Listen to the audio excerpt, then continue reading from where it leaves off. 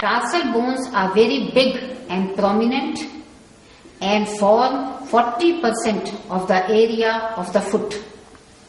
In contrast, the poor phalanges have been reduced to an insignificant status. Tarsals are 7 in number. 5 of them start with the letter C, 1 with T, talus, and 1 with N, the navicular. The largest is the calcaneus. It forms the heel of the foot. Next smaller is the cuboid with a groove for the tendon of peroneus longus. Next smaller is the medial cuneiform bone for attachment of tibialis anterior and peroneus longus. Next smaller is the lateral cuneiform for articulation with the cuboid. The smallest C bone is the intermediate cuneiform lying between medial and lateral cuneiform bones. T. Sixth is the talus, very significant bone with numerous ligamentous attachments. No muscle is attached to talus. It is only joining the various bones of the foot and leg. N is the 7th navicular bone into which major part of important tibialis posterior is inserted. Brief description of the tarsal bones is as under. Talus. Talus is an important tarsal bone. It forms the ankle joint. It also forms the subtalar joint between the talus and the calcaneum, and anteriorly it forms talocalcaneo-navicular joint. The head of the talus forms the talocalcaneo-navicular joint. Neck is directed downwards, forwards, and medially. The head of talus forms the talonavicular joint. Inferior surface of head shows an anterolateral facet for anterior facet of calcaneum, a middle facet for the middle facet of calcaneum which is on the sustentaculum tali. The neck is directed downwards, forwards, and medially. The dorsal surface of neck. The dorsal surface of neck gives attachment to capsular ligament of the ankle joint and dorsal talonavicular ligament.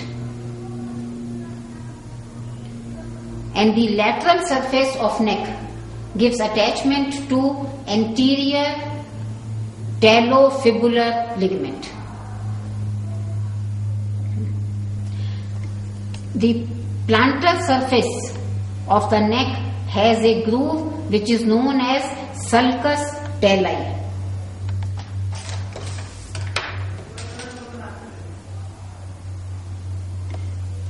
This sulcus tali joins with the sulcus calcaneus to form sinus tarsi. Attached to the sinus tarsi is interosseous talocalcanean ligament and the cervical ligament. The body of talus. The superior surface or trochlear surface of body of talus articulates with the lower end of tibia. This trochlear surface of talus is wider anteriorly and narrow posteriorly. Very good. The same is the case with tibia. The tibia surface is also wider anteriorly and narrow posteriorly. This has an important bearing on people wearing high heels. While one wears high heels, the narrow posterior border of talus comes in contact with wider anterior border of tibia. This is a loose fitting and dislocation occurs.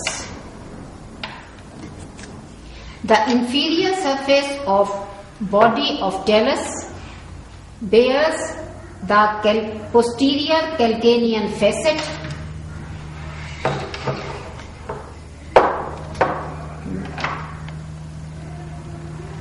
pencil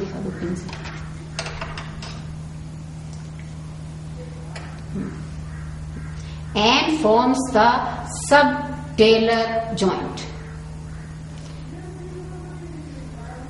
The medial surface. Medial surface of talus is comma-shaped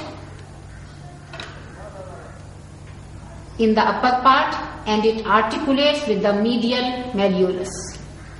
The lower pitted part gives attachment to deep fibers of the important deltoid ligament. The lateral surface of body of talus articulates with the lateral malleolus.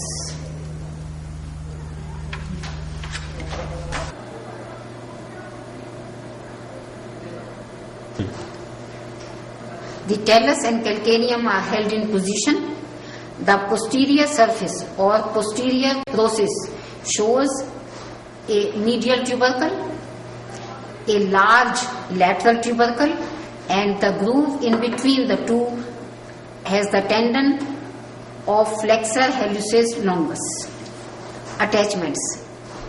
The posterior process gives attachment to posterior talofibular ligament, posterior talocalcanean ligament on the plantar surface.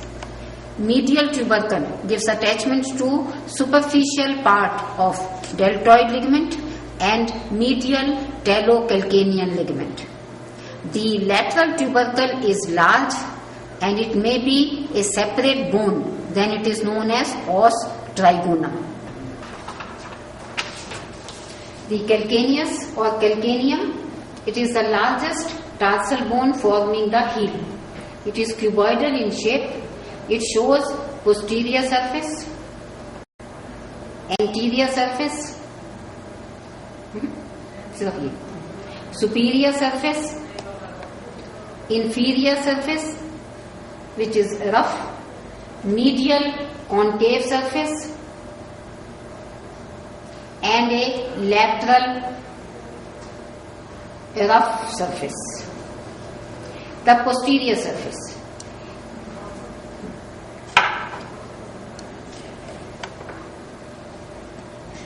Upper area of posterior surface is covered by a bursa. In the middle area, there is the insertion of very strong and important tendocalcaneus tendon, and plantaris muscle is attached medial to the tendocalcaneus. In the lower part is the fatty tissue and it bears the weight of the body. Anterior surface is concavo-convex for articulation with the cuboid bone. The dorsal surface shows many parts. Posterior 1/3 is rough for the fat. Posterior 1/3. Yeah. Middle 1/3 has the posterior facet for the talus, and the facet is lying on the body of the talus. It is followed by sulcus calcaneal for the interosseous talocalcanean and cervical ligament. It also gives attachment to extensor digitorum brevis. bifurcate ligament and stem of inferior extensor retinaculum. Then there is the middle facet for the talus and anterior facet for the talus. These are present on the head of the talus and we can see them articulating with each other.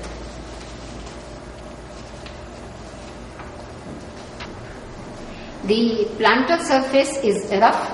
It shows medial and lateral tubercles posteriorly and anterior tubercle anteriorly.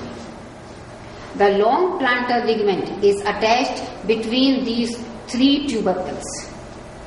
Attachments on medial tubercle.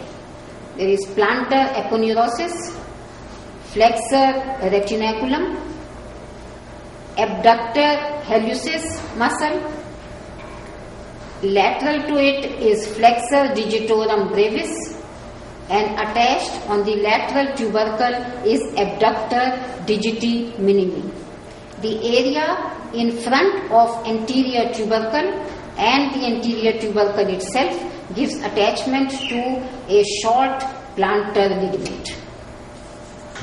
The lateral surface, it is flat. It shows a peroneal trochlea in its anterior part for attachment of peroneal retinaculum. The groove above the trochlea lodges tendon of peroneus brevis and groove below it lodges the tendon of peroneus longus. The calcaneofibular ligament is attached behind the peroneal trochlea. From the lowest part of lateral surface near the plantar border is the attachment of lateral head of flexor digitorum accessorius muscle. The medial surface is concave and gives attachment to the fleshy fibers of flexor digitorum accessorius muscle. It also has a shelf-like projection, the sustentaculum talus, on which the talus rests. The lower surface of sustentaculum tali is grooved by the tendon of flexor hallucis longus. Its medial margin is related to spring ligament, which is very important, slip of tibialis posterior, superficial fibers of deltoid, and the medial talocalcanean ligament. The navicular bone, it is boat-shaped, lies between the proximal tarsal bones, that is talus and calcaneum, and distal tarsal bones, that is three cuneiforms and the cuboid. The anterior surface of navicular is convex and divided into three facets for the three cuneiform bones. The posterior surface is concave for articulation with the rounded head of talus. The plantar surface of rough and non-articular. It gives attachment to a very important spring ligament or plantar calcaneo-navicular ligament. The dorsal surface is rough and gives attachment to ligaments like talonavicular, cuneo-navicular and cubo-navicular. The medial surface contains a tuberosity on its plantar side. The tuberosity is separated from the plantar surface by a groove. The tuberosity gets principal insertion of tibialis posterior muscle. The groove transmits a part of the muscle to other tarsal bones except talus. It also gives slips to middle three metatarsal bones. So tibialis posterior is inserted into 9 bones of the foot. The lateral surface is rough and irregular and has a facet for cuboid. The calcaneo-navicular part of the bifurcate ligament is attached to the lateral surface. The cuneiform bones. These are three cuneiform bones: medial, intermediate, and lateral. The medial is the largest, and intermediate is the smallest, and lateral is in between. The edge of wedge in the medial cuneiform bone is on the dorsal aspect, whereas the edge of wedge is plantar in the intermediate and lateral cuneiform bones.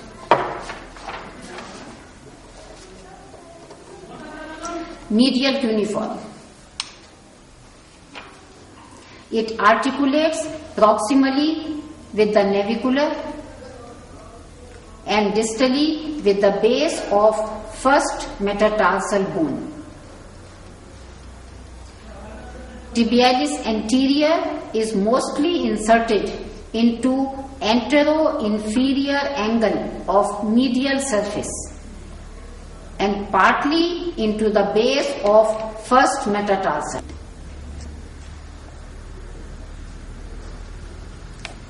Small part of peroneus longus is inserted into antero-inferior part of lateral surface of medial cuneiform, and greater part is inserted into base of first metatarsal bone.